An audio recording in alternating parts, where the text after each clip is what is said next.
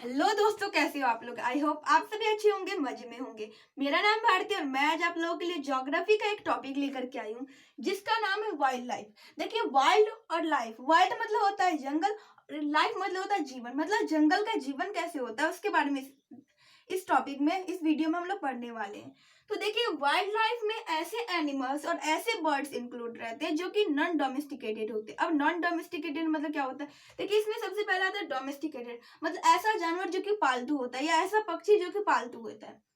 और non domesticated मतलब ऐसा पक्षी या तो फिर जानवर जो कि पालतू नहीं होता है, उसे हम लोग कहते हैं नॉन डोमेस्टिकेटेड एनिमल। जैसे एग्जांपल हो गए लायन, टाइगर, एलिफेंट। इन सबको हम लोग पालते नहीं है, ये सब जंगल में ही रहते हैं, इसलिए ये सब है नॉन डोमेस्टिकेटेड एनिमल और ये सब है वाइल्ड लाइफ। देखिए, इन ये सब जो एनिमल्स होते हैं, जो भी नॉन डोमेस्टिकेटेड एनिमल्स होते हैं, उन सब का जो फॉरेस्ट होता है वही उसका घर होता है, वही उसका नेचुरल हैबिटेट होता है। देखिए, हर जगह का वाइल्ड लाइफ अलग अलग होता है। हम जानते हैं कि इंडिया में जैसा वाइल्ड लाइफ रहेगा वैसा वाइल्ड लाइफ ऑस्ट्रेलिया में नहीं होगा, क्योंकि ये दोनों का क्लाइमेटिक कंडीशन अलग है। यहाँ का क्लाइमेट चेंज है और वहाँ का क्लाइमेट यहाँ से चेंज है। तो इसलिए देखिए, जैसे अगर मैं बात करूं कि इंडिया की, तो इंडिया में पाए जाते हैं पेकॉक, पिकॉक, बंगाल टाइगर और लायन पाए जाते हैं। लेकिन वही अगर मैं ऑस्ट्रेलिया की बात करूं तो वहां पर पाए जाते हैं कोला बियर, कोकाबोरा और ईमू। ये सब है ऑस्ट्रेलिया में पाए जाते हैं, लेकिन ये इंडिया में मोर पाए जाते हैं, बंगाल टाइगर पाए जाते हैं, लायन पाए जाते हैं और भी बहुत सारे जानवर जो कि इंडिया में पाए जाते हैं। आई होप कि आप लोगों को समझ में आ गया होगा यहाँ तक। देखिए, वाइल्ड लाइफ जो है ना वो बहुत ही इंपॉर्टेंट होता है aesthetic value and ecological balance में। एस्थेटिक वैल्यू वैल्यू मतलब होता है सौंदर्य, सुंदरता। किसी भी कंट्री का उसकी सुंदरता पता चलती है वाइल्ड लाइफ के थ्रू, मतलब उसके वहां पर कितने वैरायटी के कितने स्पेसीज रहते हैं, इसके थ्रू उसका सुंदरता पता चलती है। तो हम जो भी जिस भी कंट्री के पास ज्यादा वाइल्ड लाइफ होती है, दैट मीन्स कि वहां पर उसका एस्थेटिक वैल्यू वो ज्यादा है, मतलब सुंदरता, उस कंट्री का सुंदरता बहुत ही अच्छी। और दूसरा है इकोलॉजिकल बैलेंस में, हमारे मतलब हमारे इकोसिस्टम को ये बैलेंस करके रखती है। अब वो कैसे? देखिए, जब भी ये वाइल्ड लाइफ जो है ये सुंदरता दिखाती है, तो इससे क्या होता है ना कि दुनिया के अलग अलग कोने से जो टूरिस्ट वगैरह आती है घूमने के लिए, जो इंसान आते हैं वो अट्रैक्ट होती है उस तरफ। और वो यहाँ पर घूमने जब आती है तो बहुत सारे इंसानों को जॉब मिलता है। अब जैसे देखो, पहला कि फ्लाइट से टिकट लेंगे तो टिकट से पैसे आएंगे। दूसरा कि वो यहाँ से आएंगे और जहां पर वो रहेंगे तो उसके लिए घर चाहिए, फिर वहां पर खाना चाहिए, खाना पहुंचाने के लिए आदमी रहेंगे। तो इससे क्या होता है ना, बहुत सारे इंसानों को जॉब मिलता है इसके थ्रू। मतलब वाइल्ड लाइफ के थ्रू बहुत सारे इंसानों को जॉब मिलता है और बहुत सारे टूरिस्ट इससे अट्रैक्ट भी होते हैं। फिर है ये जो एनिमल्स है, ये वार्निंग वार्निंग सिस्टम। अब ये वार्निंग सिस्टम कैसी है? देखिए, जब भी अर्थक्वेक या तो फिर सुनामी आने वाली रहती है तो इन एनिमल्स का, जानवरों का जो बिहेवियर है ना वो चेंज हो जाता है। उन सबके बिहेवियर में चेंज आते हैं जिसके थ्रू हम लोग को पता चल जाता है कि कुछ होने वाला है हम लोग के साथ। अब देखिए, हम लोग इतना ज्यादा मॉडर्न हो गए हैं, लेकिन इसके बाद भी हमारे पास ऐसा कोई भी डिवाइस नहीं है जिसके थ्रू हम लोग ये पता कर सके कि सुनामी आने वाली या तो फिर अर्थक्वेक आने वाली है। ये सब हमें एनिमल्स के थ्रू ही पता चलती है। जैसे कि एलिफेंट, एलिफेंट के थ्रू हमें पता चलती है कि अगर कहीं पर अर्थक्वेक या सुनामी आने वाली रहती है तो उसका बिहेवियर में चेंजेस आ जाते हैं। इसके अलावा वेल के बिहेवियर में चेंजेस आ जाते हैं। ये सब हमने सॉन्ड चैप्टर में, साइंस का जो सॉन्ड चैप्टर था उसमें भी हमने पढ़ा था इसके बारे में।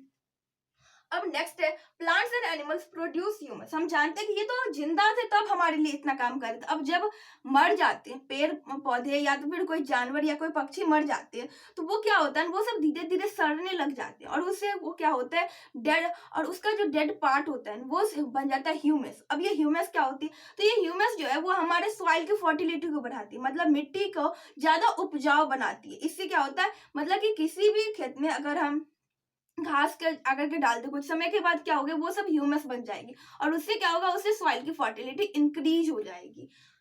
अब इसके अलावा animals are hunted for skin, meat and horn. देखिए, अगर मरा हुआ जानवर है तो उससे हमें मीट ले सकते हैं, उससे हम स्किन ले सकते हैं, उससे हम हॉर्न उसका यूज कर सकते हैं।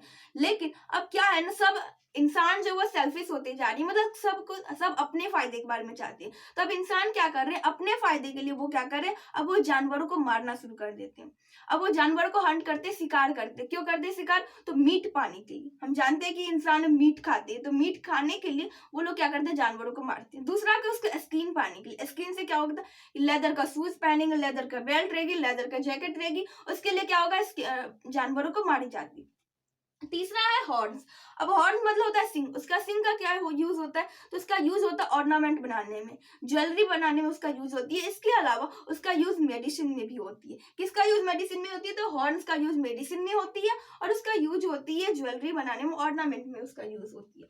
Many birds extinct and various are words of extinction, मतलब कि बहुत सारे ऐसे बर्ड्स हैं, बहुत सारे ऐसे एनिमल्स हैं जो कि खत्म हो चुके हैं, और बहुत सारे ऐसे हैं जो कि खत्म होने के कगार पर हैं। अगर हम अभी उसे नहीं रोके तो खत्म हो जाएंगे। जैसे आप एग्जाम्पल के थ्रू सोचो, जब आप बच्चे थे, या मैं बता रही हूँ जब मैं बच्ची थी, छोटी थी, जब मैं गांव में रहती थी ना, तो सुबह होती थी उस टाइम में चिड़िया से इतना ज्यादा चिल्लाने लग जाती थी और कौवा का आवाज आता था, इससे अपने आप ही नींद खुल जाती थी। लेकिन अब शायद ही आप लोग, अब सच्चे मन से देख कर देखो कि शायद ही अब आप लोग कौवा को भी उड़ते हुए देखते होंगे। चिड़िया सब तो दूर की बात, कौवा सभी को बहुत ही कम ही देखते होंगे, या तो फिर देखते होंगे तो पार्क में देखते होंगे, या ऐसे उड़ते हुए बहुत ही कम देखते होंगे, शाम के टाइम में देखते होंगे, अदरवाइज नहीं देखते होंगे। क्योंकि वो सब क्या हो रहे हैं, वो सब धीरे धीरे खत्म हो रही है, अब हमारी वजह से खत्म हो रही है। अब वो कैसे, देखिए अगर हम लोग जिस घर में रह रहे हैं, अगर उस घर से हम लोग को बाहर हटा दिया गया, हमारे घर को तोड़ दिया गया और हमें रोड पर भेज दिया गया, क्या होगा, रोड पर हम 2 दिन 4 दिन रहेंगे, उसके बाद हमें भूख से मर जाएंगे, प्यास से मर जाएंगे,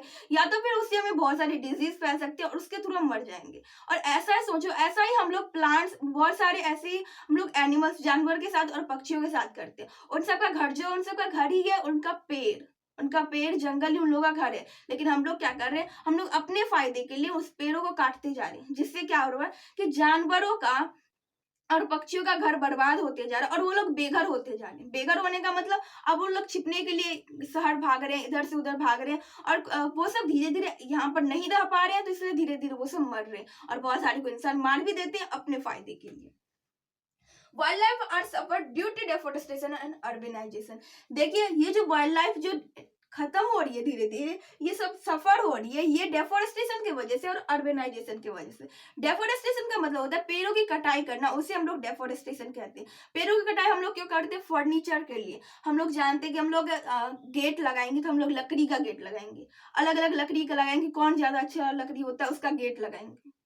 हम लोग खिड़की लगाएंगे तो उसमें भी, हम लोग सोफा लगाते हैं उसमें भी किसका यूज करते हैं, लकड़ी का। इसके अलावा हम लोग अलग अलग अलमीरा, इसमें मेरा कपड़ा रहेगा, इसमें पापा का रहेगा, इसमें मम्मी का रहेगा, सबके लिए अलमीरा अलग अलग रहती है। वो किससे बनती है, लकड़ी से बनती है। और लकड़ी कहाँ से आते हैं, पेड़ से आते हैं, और पेड़ अगर काटा जाता है तो कौन बेघर हो जाता है, तो जानवर और पक्षियां बेघर हो जाती है। और ये पहला कारण था। और दूसरा अर्बनाइजेशन, हम लोग शहर बनाना चाहते हैं, तो हम लोग क्या करते हैं, नदी के किनारे ऐसा कोई जंगल ढूंढते हैं जो कि बहुत ही बड़ा, और हम लोग चाहते हैं कि इसे काट करके बीच में ऐसे तालाब बनाएंगे, साइड साइड में यहाँ पर इस चीज का, यहाँ पर बिल्डिंग रहेगी, यहाँ पर बिल्डिंग रहेगी, इधर से ऐसे जाने वाली रास्ता रहेगी, उधर से जाने वाली रास्ता रहेगी। ऐसा हम लोग डिसाइड करते हैं अपने फायदे के लिए। हम लोगों के लिए तो घर बन रही है, लेकिन इससे क्या हो रहा है कि इससे जानवरों का और पक्षियों का घर बर्बाद हो रहा है।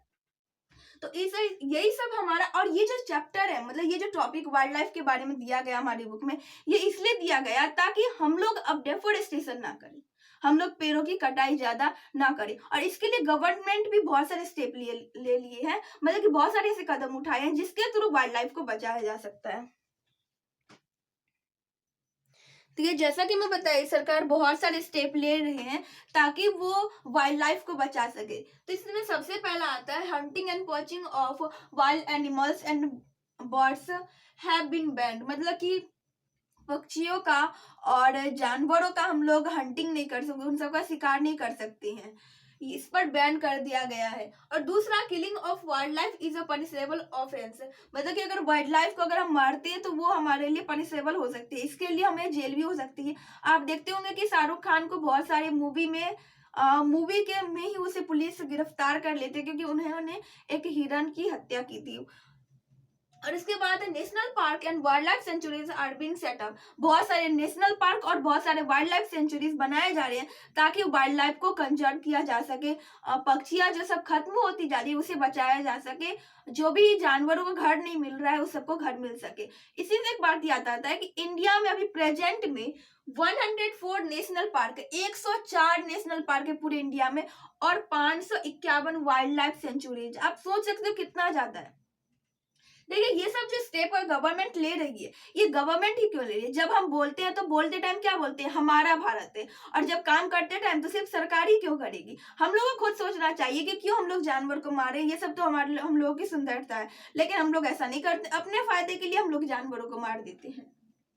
आई होप कि यहाँ तक आप लोगों को समझ में आ गए होंगे।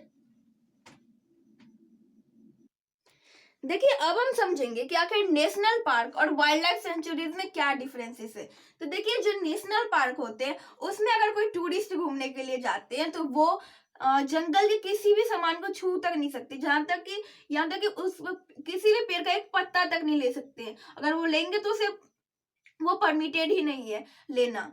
और वही अगर वाइल्ड लाइफ सेंचुरी की बात करें तो इसमें कुछ हद तक उसमें काम कर सकते हैं, कोई यूज कर सकते हैं। जैसे हम लोग फायर वुड मतलब जलाने के लिए लकड़ी ले सकते हैं, टिम्बर ले सकते हैं, या तो फिर कुछ ऐसे हर्ब्स ले सकते हैं जो कि मेडिकल में काम आते हैं।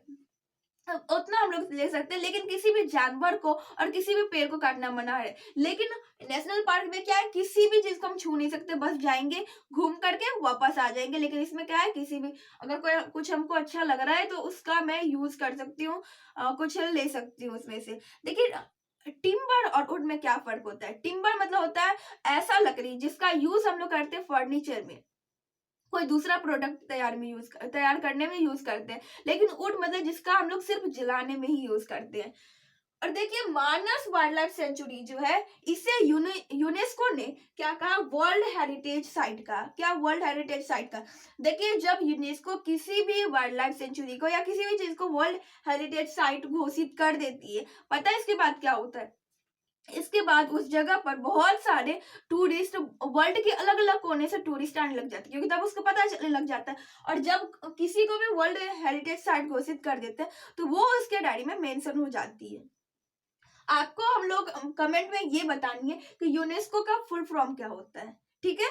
अब देखिए 1973 में एक एक्ट लाया गया था प्रोजेक्ट टाइगर नाम की। पता है इसमें उस टाइम में जिम कॉर्बेट नेशनल पार्क जो कि अभी उत्तराखंड में है, उसमें सिर्फ 9 ही टाइगर बचे थे। सोच सकते हैं सिर्फ 9 टाइगर बचे थे। कब बचे थे, तो 1973 में, जबकि प्रोजेक्ट टाइगर लाया गया था। और पता है 2016 में जब देखा गया तो उस टाइम में वो जो 9 टाइगर है वही बड़े ज्यादा फैल करके वो हो गए 50 टाइगर, मतलब 50 टाइगर में बट गए।